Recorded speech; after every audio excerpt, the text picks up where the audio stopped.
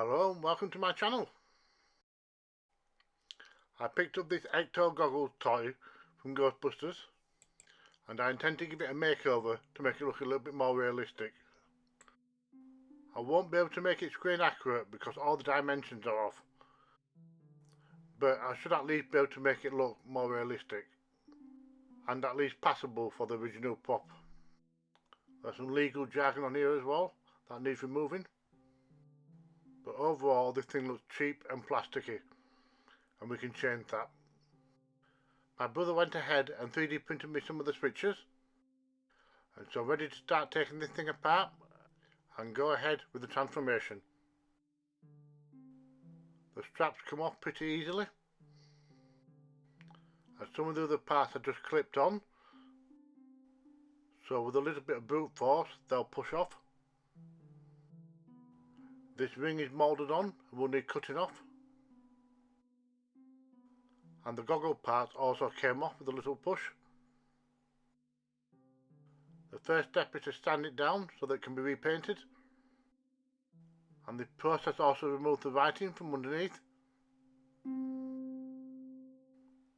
I will also be replacing the foam trim from the inside so this old one can come out. I'll put it to one side for now so I can replicate the measurements later. And using a black marker, I'll mark out the centre of all the holes which I'm going to drill.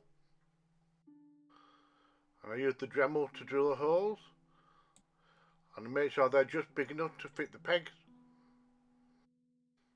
And that will help keep them secure when glued in place. If I wanted to, I could put a pin on the inside so that these can still turn, but I didn't feel it was necessary for this prop. I quickly slice off this plastic ring with my Japanese wood saw, and then afterwards I sanded it flat, and it was just a matter of drilling the hole for the peg, and thankfully that fits nicely. I just need to do a little bit of cleanup on this dial, and even though the holes underneath will be mostly hidden, I still mixed up some green stuff to fill them in. By pushing it through on the inside, I can wet my finger and push it flat. Then I'll leave that to one side to harden for a while.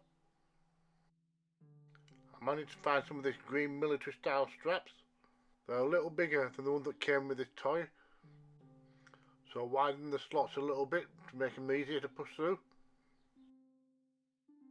When you cut this stuff, the edges start to fray. A lighter will burn off the excess and melt the edges, so it can't fray any further. Well, it's still a little bit tight, but it fits a lot better than what it did. Now that the green stuff has hardened, I can sand it smooth. And while I'm at it, I also sand down the dials and switches. And this will help the paint to adhere, as well as reduce any layer lines. I start off by spraying the whole thing with some primer. And then I follow that through by spraying on some green military style paint. Then lastly I spray the 3D printed parts in black. And to make all these parts look like they've been made out of metal, I used a silver Sharpie to put on some scratch marks. You can choose to go as heavy or as light as you want with this. I personally kept the wear and tear effect down to a minimal, which was just enough to sell the illusion. And I had to continue this effect on the lenses since I hadn't resprayed them, and it really does help to make it look like it's been made out of metal. And I also added a few scratches and chips to the main unit, and I concentrated my efforts toward the edges where most of these chips would occur.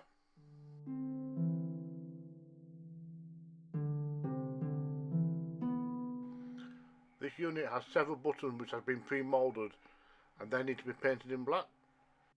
This took me quite a while to paint, but thanks to the magic of editing, it'll only take a couple of seconds here. And now that's done, I'm ready to attach all the pieces. And for this, I'm going to use some clear Gorilla Glue. Not only will it dry clear should I overspill, but it will also expand into the crevices for a more secure bond. So I've already put on the pieces on the side, then the two underneath. The lenses on the front have pre-cut holes to push into. I could have removed the tab so that I could put them in a different position, but that would have meant I couldn't have handled it until the glue was set, and I was keen to crack on and get this finished. And next I had a weathering pass, and this helped to build up some of the grime to make it feel more used. And I pushed the powder into all the crevices, along with other areas which are hard to clean, plus also brushing some scuff marks along the top.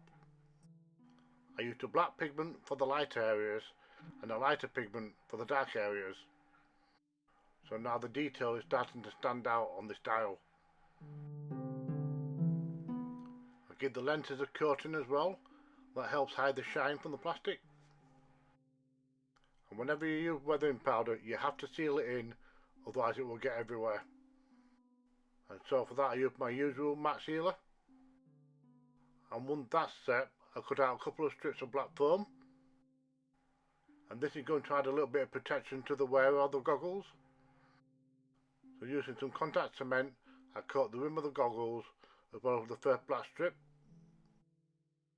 And once both parts have dried, I carefully push them together, following the edge of the goggles and making sure they line up. I also repeat the same process for the foam piece which goes on the bottom part, and it's always difficult getting the last two ends to join up. But I got there in the end, and now the goggles are one step closer to that realistic look. All it needs now is a quick clean up to get rid of some of that excess glue. I've already prepared the new strap for these goggles and cut them to the appropriate length. I have some snap fasteners for this, and while they are not identical to the ones in the movie, they are still in the right ballpark and adds another level of authenticity. It takes all my strength to get these fasteners in place. These snaps come in two parts, a male half and a female half, and if you don't apply enough pressure, the metal won't intertwine with each other and the snaps will just fall off. I think it's safe to say that this was not my favourite part of this build, as a simple mistake could mean I could have to start again. And thankfully it all worked, and this is the final stage of building this project. And there we have it, those are my completed Ecto goggles.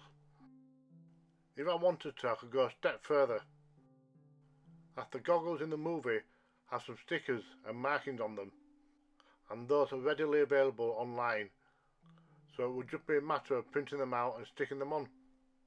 But since I don't have a printer, I'm just going to leave this as it is.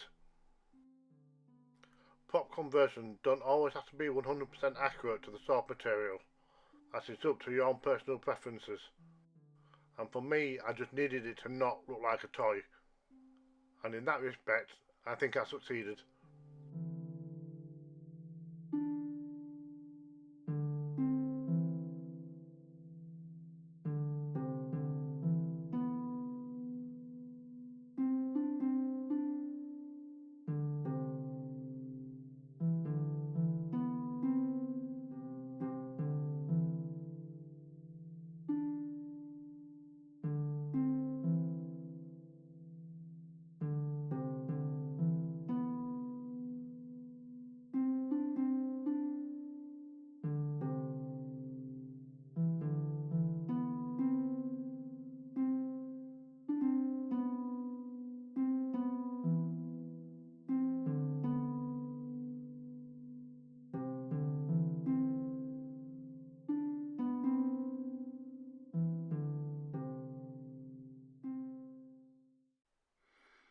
Thank you for watching. Don't forget, if I can do it, so can you.